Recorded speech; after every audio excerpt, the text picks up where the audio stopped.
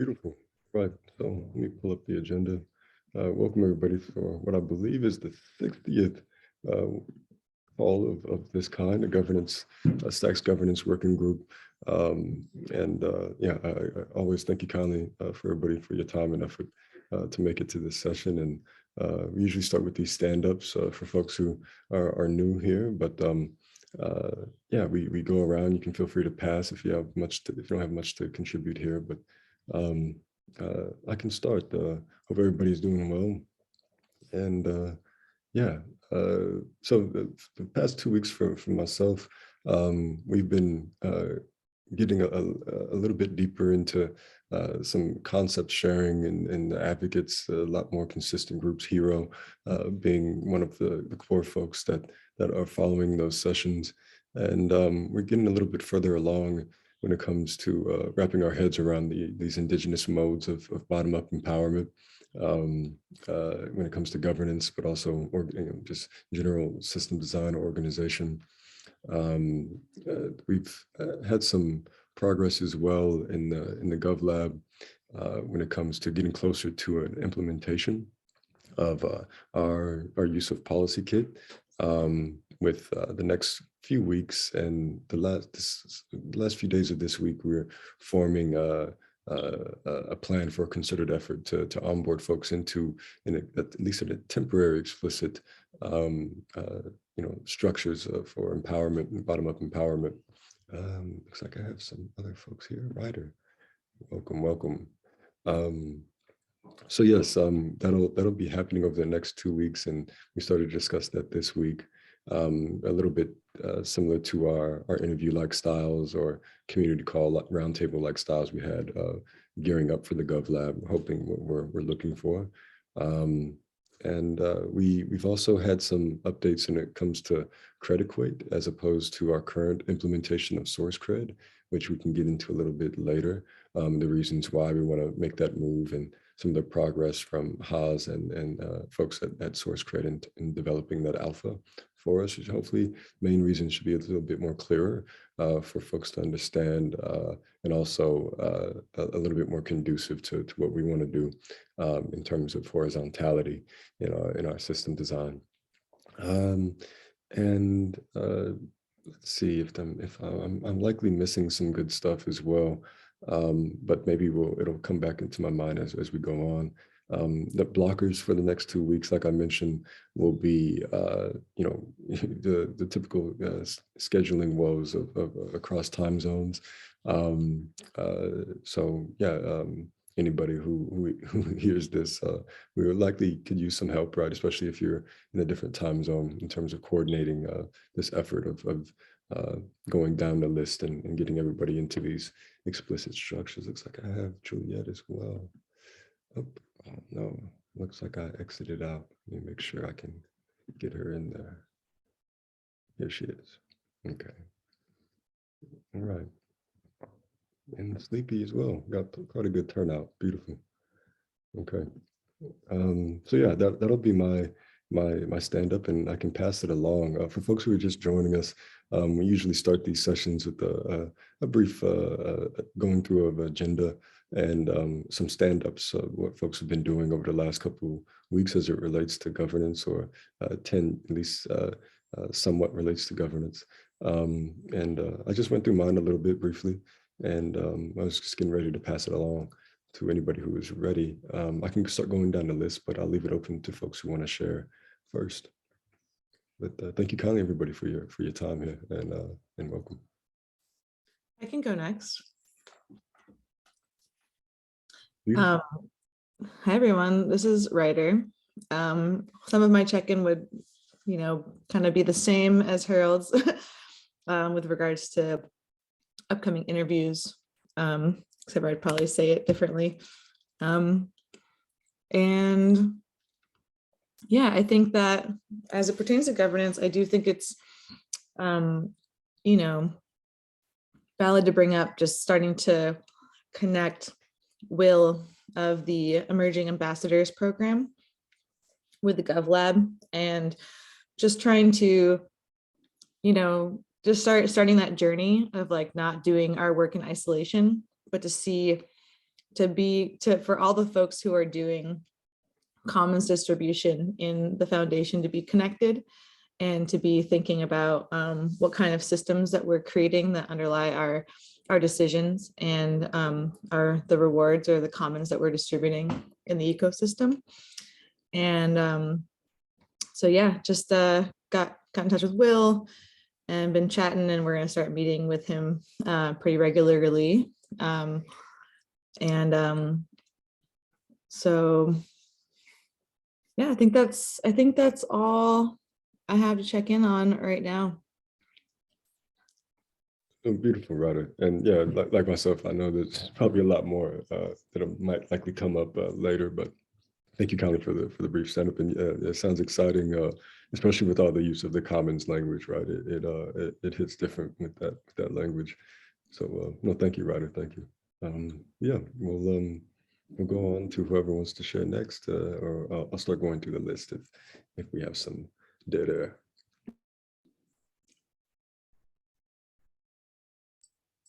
Just a quick one on my end. I did go ahead and queue up some of the other meetings in the table, like where we track them in the resources repo and everything. So over this next week, you and I, Harold, should go back and forth to see what videos you have, and we can kind of start the process with those. Other than that, that is mainly what I'm working on. As we come across anything that's outstanding on my end, I don't have any further updates. Yeah, I'm excited for that.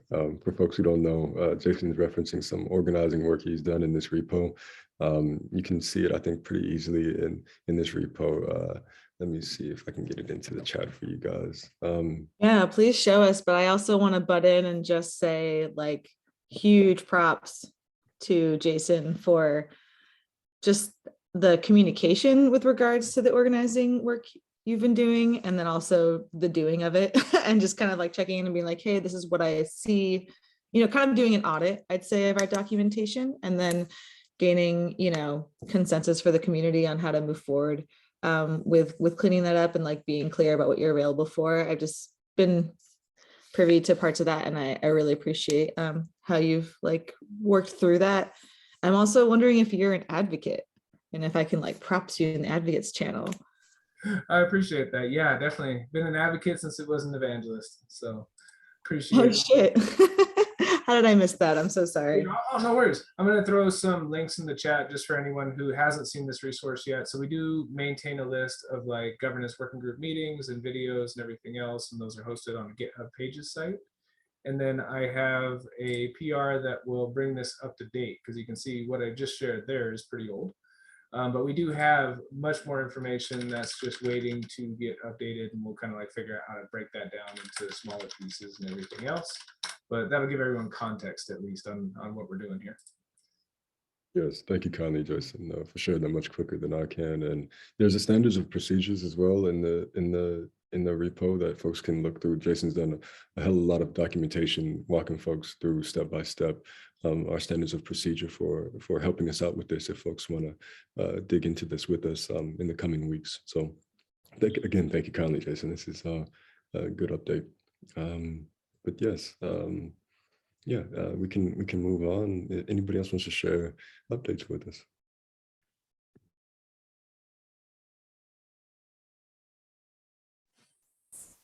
Hi, everybody. This is Juliet. I am working on the SIP for the Stacks Code of Conduct. So that's what I'm doing. Beautiful, Juliet, beautiful. Let me know if you'd like to get together on that for any reason. And yes, feel free to give any other debriefings of stuff going on as you may have missed. I said I may have missed some things in my stand-up too, but will likely come up later, hopefully, even in open discussion at the end. But thank you kindly, Juliet. I know that's some important work, and bringing it into a SIP format is it's a beautiful thing. So thank you kindly. I see Rod, I see Merrick and Sleepy Hero. You guys have anything for us, feel free. I know some of y'all have been busier than maybe you'd like to mention, but yeah, we're open for anything. I don't really have any artifacts, but I mean, I've been hanging out in SourceGrid and trying to get a better feel for credit weight and what that is, especially as we're moving to it. That's going to be it's a fantastic step. And yeah, just still reading and learning. Nothing to report really other than that. Thanks. Beautiful, Merrick. Thank you, Conley, and thank you, Conley, for your consistent participation in advocacy as well, and a whole lot of governance work just in along with yourself and Hero being engines in those sessions of sense making and sharing. So thank you, Conley, for that. Let's see, Sleepy, Hero, did you guys have anything to share with us? No, don't be shy, or feel free to pass as well.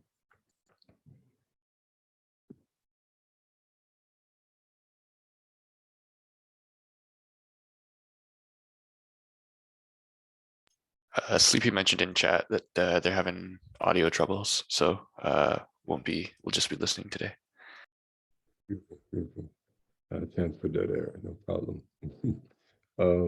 But yeah, we can get right into our flow here, and you guys will get a feel for it. Some of this good work Jason has done, allowing us to walk through these sessions pretty easily with these labels and templates and whatnot. But yes, this is something we usually touch on for folks coming in. It's fairly important when it comes to community representation, and Juliet's been involved in some work here, and Jason usually does a good job of updating folks as to why this is important, and that it's an ongoing process, right? So I think this is why this is still up here, right?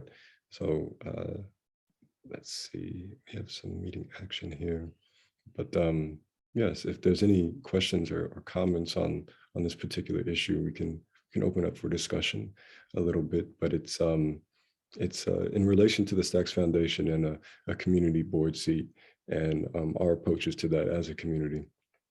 And so yes, this is some documentation for folks to follow if they're interested in this, and Juliet is really close to this work here as well, in terms of where we left off with it. Yeah, I just wanted to mention on that we should start talking about having a new community board representative, and also and start creating some protocols in community of looking at people who want to, or finding people who want to be the community representative. I'm happy to talk to anybody who's interested in that. Also, we should have a board member that's representative of the community, and I think that's an effort that we should get started with. So I'm going to put that out there for folks to, if anyone is interested in discussing that in the discussion section of the meeting today, that would be great.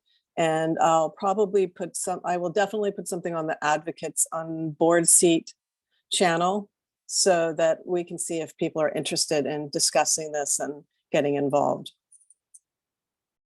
That's right. I remember that there's that channel popping up there. Ryder, you had something? Yeah. Forgive me if I missed something. But Juliet, are you the current rep? And if so, why are you stepping down? I was the rep for last year, and this is like a rotating position. And so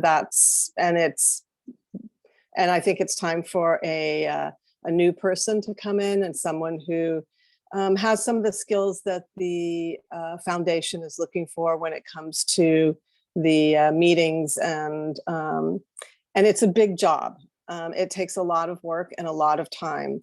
It's really, and there should be someone who has a lot of energy and a lot of time to be able to present the community needs, and go around talking to community members, keeping track of everything that's going on in community, and being able to spot the issues where community needs help that isn't being addressed. And so that was really something that I was very important to me to get the voice from community to the foundation, and to tell the foundation things that were, you know, an issue or things that could be made better or what have you, using the voice of community members who I'd talked to. And I think that is something that's very important, and I would like to still see that going on. I'm not sure if I'm the person to do that right now. So that's that.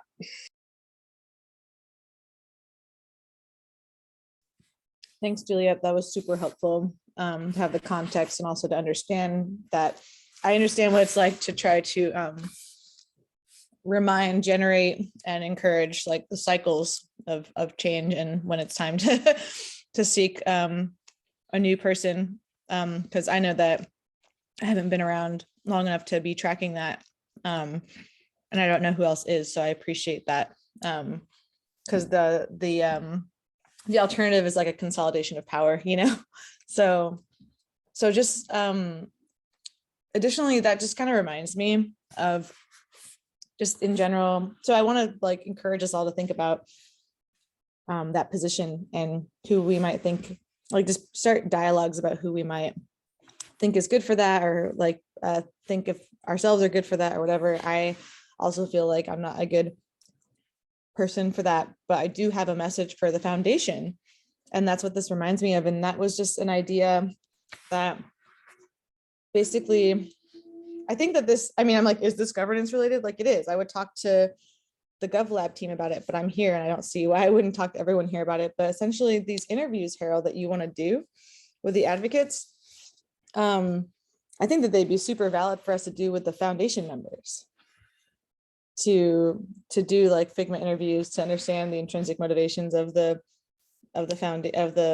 foundation, and also just like in general to think about in our systems design and how we're the same kind of stuff that we're kind of doing and labbing with the advocates, like how to do that also with the members of the foundation. I just want to give a little background on the community board representative, so we're all on the same page. So that position was picked by the governance working group. There was myself and another person who was also picked to do the community board representative, and he's involved with a startup that he has, so he's no longer participating in the working group. But this role can be anyone in the community who has an understanding of community issues, community needs, etc. It isn't just reporting to the foundation, it's reporting to the board, talking to the board members. There are currently 3 independent board members, and all 3 of them are venture capitalists, and all 3 of them are involved in blockchain investments and that type of thing. They're great people, but I think we need to see other folks on the board, and we also need to see someone who's reporting to the board. So when we talk about the person who reports to the board from the foundation perspective is someone who's going to be providing information about things in the community. From my perspective, it's like, here's some things that could be an issue. Here's some things the community wants that are not being addressed. I think that there was a dichotomy between what I wanted to present and what the foundation wanted the board to hear.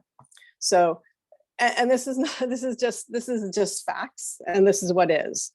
So the person who needs to be in this representative position needs to be able to work with the board, work with the foundation, work with the community. And again, it really probably should be a paid role, but then again, I don't know if that is a problem when it comes to representation. I always felt that if I was going to be paid by the foundation, then that would make it, as I am now as a governance lab member, that creates an ethical issue that may change a perspective on my part because of that grant, right? So those are things to think about, and I think advocates could really be an organization that will solve these problems. So again, community representative reports to the board and talks about issues within the community. A community board member would be someone who represents the whole community and sits on the board. And then there's a lot of issues relevant to that, but we can get into that if anybody is interested.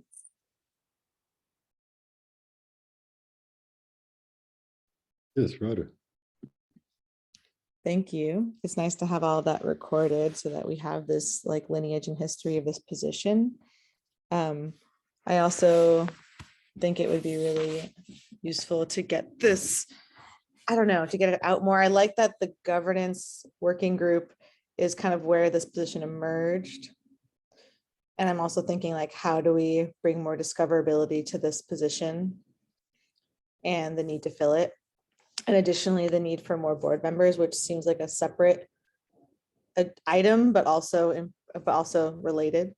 What I brought up was a different issue, but it was kind of also about community. So it wasn't about the board. It was about communicating with the foundation and bringing them into the kind of foundations for our systems design, which feels very self-exploratory in my perspective, like of intrinsic motivations being, yeah, feels like a personal experience. And I'd like to bring the foundation members into that. So that's a third issue, not related to the community rep and not related to the board, but also bringing our foundation like kind of into our project a little bit more, which also might, I mean, who knows, but it might, dovetail into there being more alignment between a community rep, that at least one that surfaces in the advocates who's doing the same, work that we would expect the foundation to do, so to speak, at least in terms of these interviews. So it's fine if no one else is following this train of thought. I feel like I'm trying to introduce this bowl of spaghetti idea. But what I'll add is that, and I put it in the chat, but in talking to Will about these emerging ambassador positions and the designs that he has for the grants program and the changes thereof, I see potential for a ambassador position for a community rep. Yeah, it's almost like, I don't know where ambassadors are going to come from, like probably all over the ecosystem. I've seen some advocates on some lists of potential ambassadors, but also having someone, a community member who's there just to represent us, not to be a technical or a design or, well, anyway, it's kind of in the design already, but I wonder if we need a community rep, even if we're going to have community members that are ambassadors now, a part of the grant. I just don't know. It's like, how do we fold in our designs for community accountability, for accountability and communication between all of our entities, like how do we have a greater design that encompasses all of them and know when to keep or leave different pieces of that for the better of the system as a whole. And when I say pieces, I'll just say like the board, the foundation, the advocates DAO, hero team, like whoever, like everybody. So I feel complete for now. Thank you kindly, Ryder and Juliet, for being the engines behind this discussion. Merrick, I see you. Yeah. So I was kind of tracking this board nomination issue last like January or February when it was coming up in community calls and stuff, and I kind of haven't followed this year. So I haven't really seen any of your work at all, Juliet, but yeah, thank you for doing that for this year. And I want to just clarify something that Ryder said, is that this position emerged from this governance group. And is this like the board the community board seat, is that something that was an ask from like this working group, or was it an ask from the foundation saying, hey, we need somebody from the community to sit on this board? And I guess I'm asking that to those who know the history. Sure, I'll answer that. So it was actually an ask from community. And the original ask from community, which was back in 2020, and I know Dan was one who really pushed forward for it, was that we should have a board member, a board member that comes from the community, that represents the community on the board.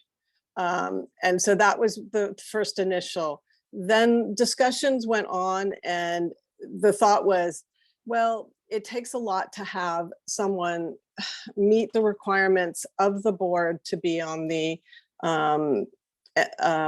to be a member of the board. There is one position left to be a member of the board right now. And so Merrick, since you followed this before, you know that there was discussions about what it took to be a member of the board. And if you look on the community board seat in the advocates channel, you'll see a lot of discussion there about what's required to be a member of the board of the foundation. So the community representative then is a separate thing, and that's someone who reports, and that is not someone who was requested by the foundation. That was also a decision by community members that we should at least have a representative who goes to the meetings, who reports on the meetings, who reports to the board about what the community needs are. So I think if that answers your question, let me know. If it doesn't, let me know that too. Yeah, actually, just clarifying, I think I might have misheard. So there's a separation between foundation board seat for a community member and community rep. Those are two separate things. Did I understand that right? Exactly. Okay. Right. Actually, I think I remember parts of that discussion now. Again, this is something I haven't really thought about for a year. Thank you for that. Yeah. Definitely like just kind of so yeah, thank you for that reporting and thank you for that. And like just I haven't thought about this for a while, but like the feeling that I had last year is that there's like the foundation feels somewhat opaque, or at least it did when I was looking into it last year, as a community kind of like noob. Yeah, would like that's, I don't know, it's just an important role, I guess, to give transparency into the community or into the foundation. And I remember that there's conversations like that happen within the foundation board that like need to be like private. There was some sort of reason that it needs to be behind closed doors. I don't remember what the reason was. Something to do with finances, or I don't know. But Exactly. Okay, yeah. Yeah, so that was, there are some things that are not open to anyone other than the board. And then some of the people that work at the foundation that sit in on the board meetings. Not everyone who works for the foundation sits in on the board meetings. Only a few people like Mitchell and I know that Jenny has. So those people hear what the conversations that are considered private, and a lot of that has to do with salaries and some other financial issues. But there is a whole other part of the board meeting that should be reported to the community and isn't being. And there's no videos. They don't provide videos or anything of the board meetings. Everything is behind closed doors. And I understand for legal reasons, there are some things that can't be, just sent out to the general public. But there are other things that that gives the community an idea of what's going on, because that is part of governance of the whole ecosystem. The foundation controls a large amount of money, and so there should be community involvement there. And then I think I probably have spoke plenty for this whole meeting, so I'll just shut up now. Cool, thank you. That's yeah, that pretty much that feels in vibe with what I wanted to say. So I'll also shut up. Thank you. And I'll start talking again on the same topic. I asked in the chat, but I'm wondering if there's a direct response. If anybody knows if a board member, so, okay. First, a small premise. When I hear the word community in this space, generally, that's not enough for me to know what people are talking about. I think it's too broad. But I think what people might mean when they say community is not the foundation and not the board. And if we can start to, maybe not now, but maybe if we can start to clarify what we mean by community, that could be really helpful. I feel like I've been excluded from the term community. So I'm like, am I not a part of the community because I'm a resident, or am I a part of the community because I'm a resident? So I'd like to understand the word community, but this technical question is, can you be a board member if you receive rewards in this ecosystem? Does anyone know the answer to that? I don't. Cool. So it looks like people don't. It's been a long time, and this is a foundation, and I don't know if it's a 501c3, but when I was a part of a nonprofit, board members could not be like earners within the organization. And so if that's the case, that makes it pretty complicated as to who can be on the board, or who wants to take that risk legally or whatever, just because a lot of our ecosystem is about like distributions. It is a 501c3. It's a Delaware corporation. Thank you. Yeah, so just pointing out, like there's issues of payment. There's both that, like the community rep is a position that like I heard Juliet bring up the issue of like, oh, if they're salaried, that makes them like less a part of the community, but also like it's a lot of work, you know? So it's like, there's that. And then separately, there's the issue of having a board member, and that board member being a community member, but something about being a community member often means that you are like a part of a commons distribution, which leads me to just the fact that like these institutions weren't made for this kind of collective activity. So it's not like we're broken or we're supposed to fit in all these boxes. If we're not fitting into them, it's probably a sign that we're doing something new and better. I'll just stop there. No, thank you kindly, everybody, for not shutting up for that time. I think this topic needed some well-deserved pushing forward, right? And bringing back up. And I thank you kindly, Jason, for keeping it alive while cleaning up other issues. It's one thing that I took note of while folks were talking is how important it might be for whatever happens with this positioning, the language, right? A language that can speak to both sides, maybe package what's going on in community that is a little bit more unorthodox, as Ryder is alluding to, and package that into a little bit more digestible language, right? That's one thing that popped up amongst all of the other little nuances that you guys were bringing up that or I think be nice to, I think there's a means of tagging that this conversation happened in this particular meeting, so folks can at least go back to it. And it happened right off the bat, so it won't be too hard to find. But thank you kindly again for being the engine behind all of that, you guys. And yeah, I'll shut up now and move on unless there's some final comments to wrap up. I just want to clarify myself a little bit on the community issue. And I just want to go over this, Ryder. The community person is, you could be the community representative, anybody who's part of the ecosystem. And you were right, it's not foundation people. It's not board people when it comes to that representative, that person who represents the ecosystem. That could be a paid position. When I was expressing myself, I was expressing myself from my own personal ethical standards. And I felt that it is a position that speaks truth to power. And that's the way I approached it. And it was not appreciated. All right. So I just want to get my own personal experience out there and let you know that that is what I was trying to explain. And I think that that's all there is for me to say. Yes, yes. Thank you kindly, Juliet.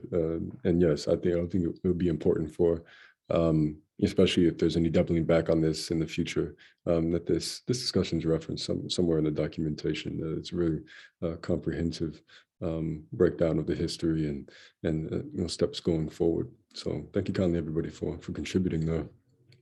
But yes, let's see. We can move on to these action items. I know it's been cleaned up a little bit.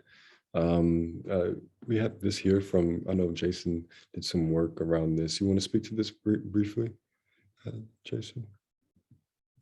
Yeah, just a placeholder on what we could do to like redesign that site a little bit. It is a nice way to read information, but we had a logo change, color change, other things. So mostly a placeholder and just a low priority item, but still could be something fun to dig into one day. So you've got this software we're using is called Doxify, and that takes everything that's inside of our GitHub repo and automatically publishes it into the website part that we see. And as a part of that, there are themes and ways that we could change the way it looks and do things like a dark light mode, just anything to make it easier to consume, as well as to like see if we want to bring it into any brand standards or anything else. But for the most part, it's just to track this and then decide like how we want to act on it later. Thank you. Appreciate the update on that and some clarity. And yeah, our repo is beautiful because of Jason so far, and yet I'm sure it will continue to evolve for those who haven't seen it so far. But yeah, we have this here, and this is important as well. Some of y'all may have heard Juliet mention some SIP work when it comes to the code of conduct. And yeah, this was some work that Jenny was doing before going on leave recently. And this is, I think myself, Juliet, and Jason can speak to what's going on here a little bit, which I think we left off as a,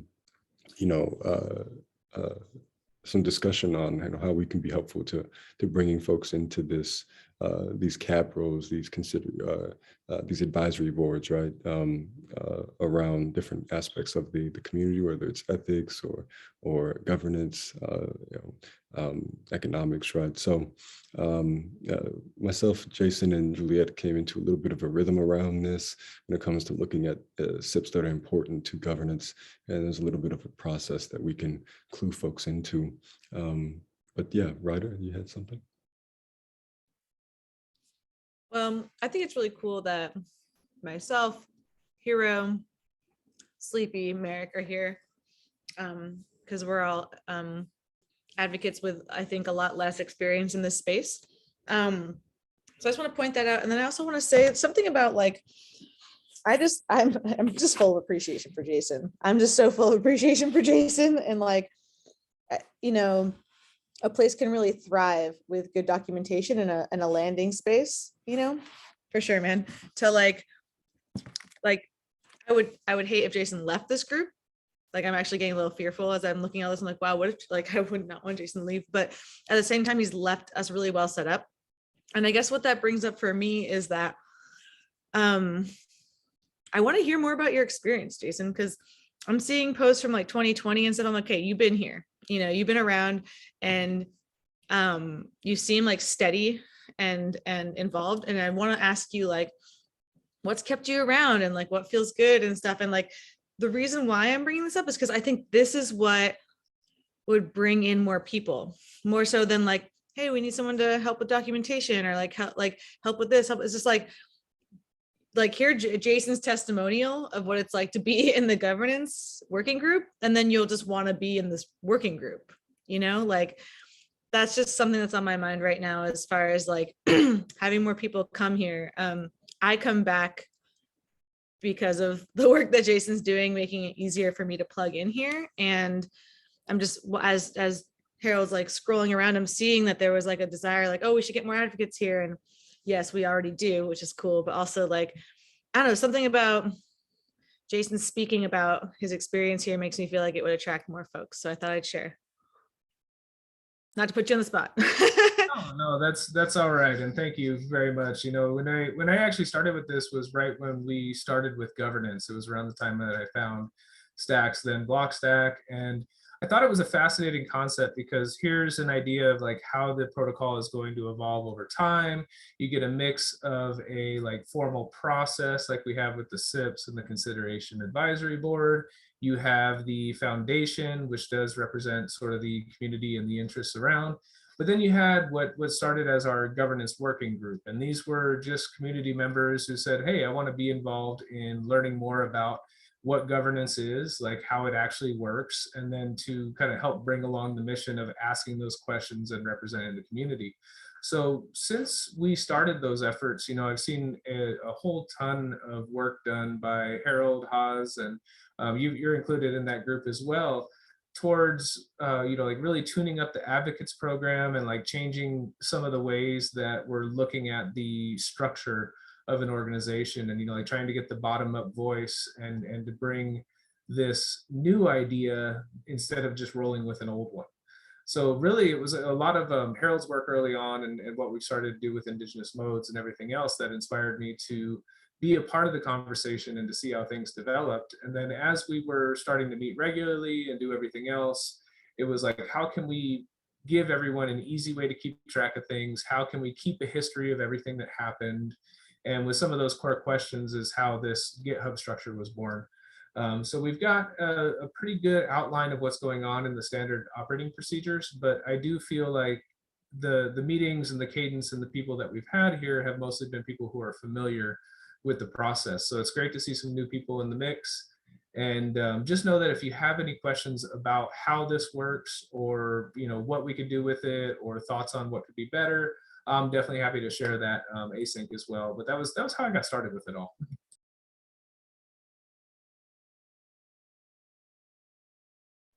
Thank you so much. I can definitely see possibility of like somebody either coming on and just like knowing exactly what to do, or maybe even a small apprenticeship for how to like to help with documentation in this group.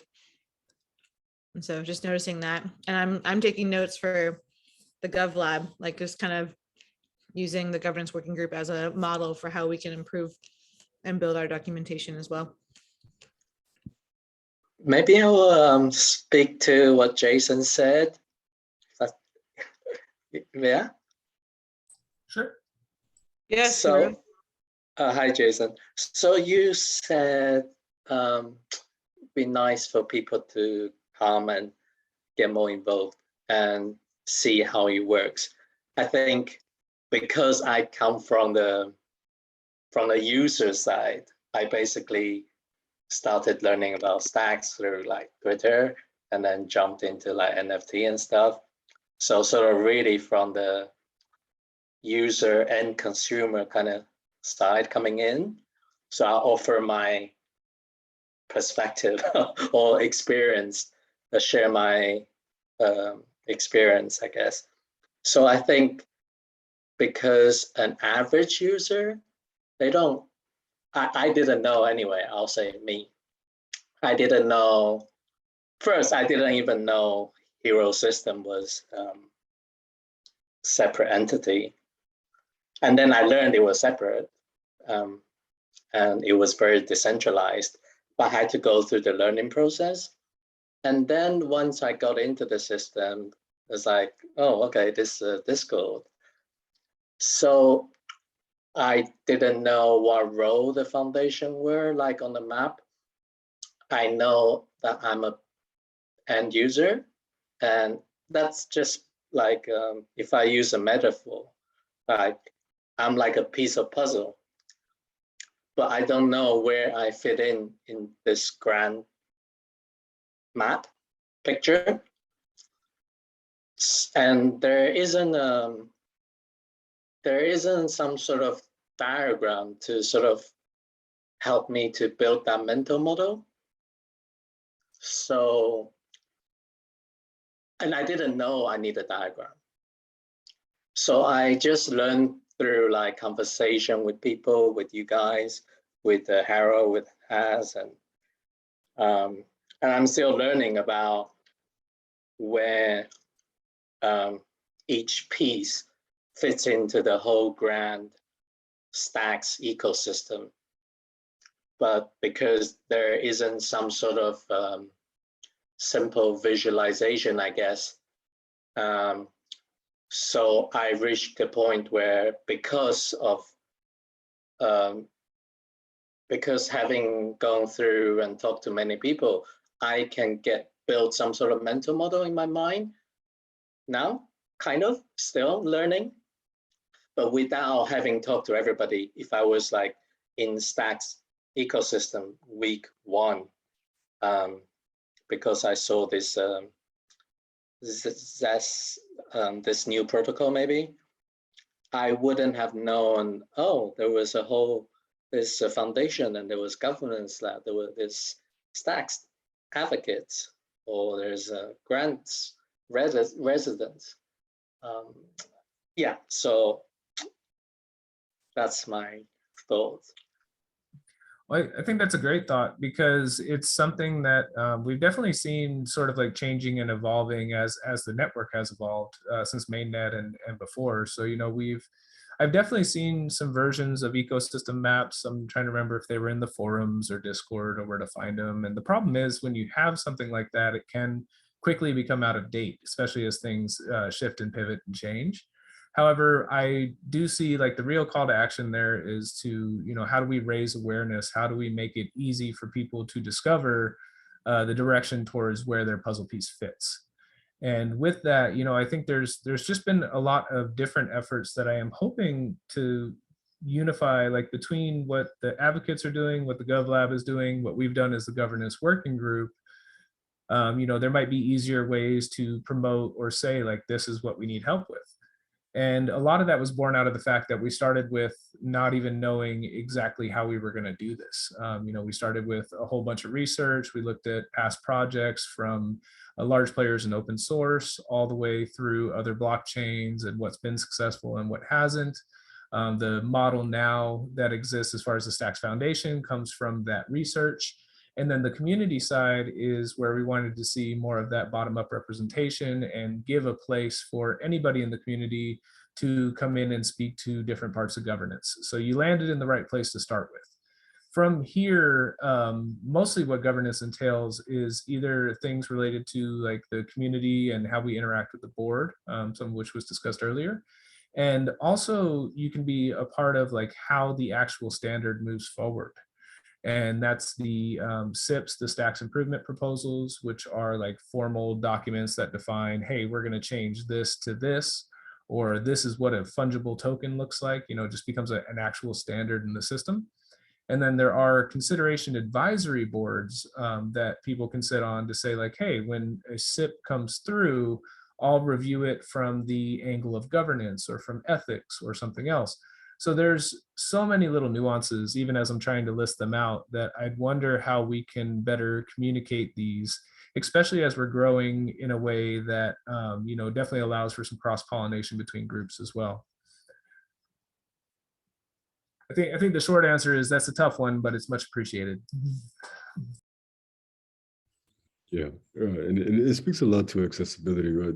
To some of your point, Hero and Jason, and yeah, it's something I think about often, but you know, I'm so close to some of this work here that I'm thinking about it at that level and scale, and it does make sense to think about it a little bit broader as well, right? For folks that, you know, week 1, like you're saying, and it does make sense to keep it updated as well, right? And so, yeah, we've been thinking about that a little bit, and it actually will be a part of our, you know, hopefully it can be a part of some processes we come up with in the next couple of days for these broader calls and interview, or for lack of a better word, interviews that we're going to do with advocates. Yeah, maybe this just shows us something in a way of team formation around keeping something like this up to date, because just a mapping of what's going on in advocates was going to be important to these processes. And so a mapping of what's going on in the more general ecosystem could, you know, possibly be something that gets developed there as well. So, no, thank you kindly for that thought, yeah, as you say. I mean, I think it's great because I understand the importance of decentralization. And if tomorrow there's a group like Sovita want to come in, and I know that map can change and get out of date very quickly. Yeah, so I think, you know, I think it's a great thing. Yeah. Well, yeah, and it does make sense too that it's not necessarily intuitive, right? The decentralization thing, and it's also interesting too what it means for accountability when there are overlaps, and so maybe this mapping is important to governance in that way as well, right? But yeah, I'll shut up now, and I know we have some of this code of conduct work that Juliet, in addition to the Advocates Code of Conduct, had stepped up to. And this is in actions, Juliet. Let us know if you could use any of our help in some of the next steps here, or just where you are.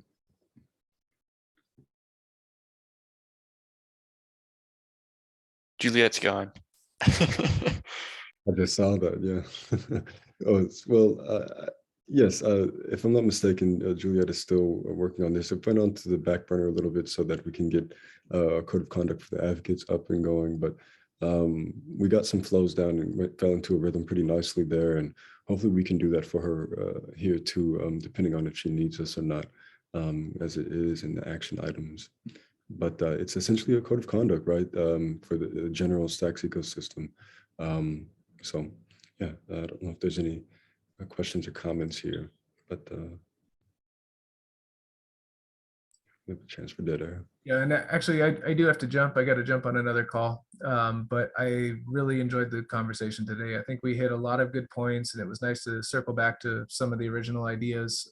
So definitely appreciate everyone attending. Encourage all of our newcomers to continue attending, and let's start, you know, hashing out and figuring out some of these problems. One thing I forgot to mention before too is the basic structure of this repo. So you can see Harold is in the StacksGov repository. There's one for project management. I'm going to drop the link right here. And the reason I want to point out this one is if you do want to bring anything up in a governance meeting, all you have to do is click new issue. So you can go, if you go like to the issues tab, you click new issue right there. The green button, perfect. So here you can see we have one template for agendas, and then we have templates for an action item or a discussion item. And anybody is welcome to add to these, and these are the same exact lists that we go through every meeting. So as things come up and we're like, hey, I'd like to do that, then go for an action, or hey, I'd like to talk about this more, we go for a discussion. And the goal with that was hopefully to capture those comments somewhere where we can reuse them as well, just outside of having like meeting videos and meeting notes. So definitely, you know, as we're getting into bigger topics that either don't get resolved in the meeting or things we want to do further, this is the first place to kind of start and look, and we can build on it from there. Beautiful. No, thank you kindly, Jason, and much appreciated this debriefing of the repo flow. And have a beautiful rest of the day. Thanks for joining us so far. Yeah, definitely. Take care, everyone else. Good to hear from you. Right. Bye. All right. Hey, Haas. Yeah. Hey, Oz. We have our team meeting now, which I would say we could just take here, but Juliet's left. So I wonder if we should regroup or if there is another topic we wanted to go over here. Yeah, we can. Yeah, it's up to y'all. We could probably regroup. We're pretty much done here. I was just going to give folks a little bit of. I think most of the folks here are probably aware of what's going on, and I spoke a little bit about it in the stand-up. So there's not too much. There's not too much to add here. Maybe would go over some of the Crediquit stuff here as well for folks who weren't aware, but yeah, yeah. Let me know how you guys feel, Haas and Ryder. It makes sense to regroup, right?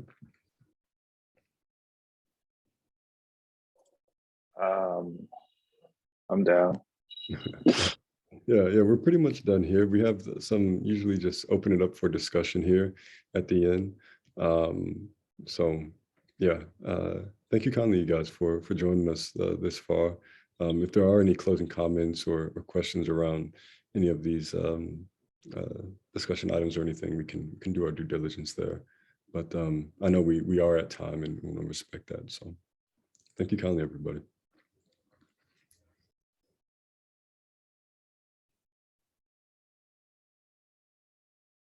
Good old fashioned dead air. Thank you, everybody. I'm gonna hop out. Yeah, thanks y'all. Yeah, thanks everyone. It was really nice to see other advocates on the call. Yes, it was. Yes.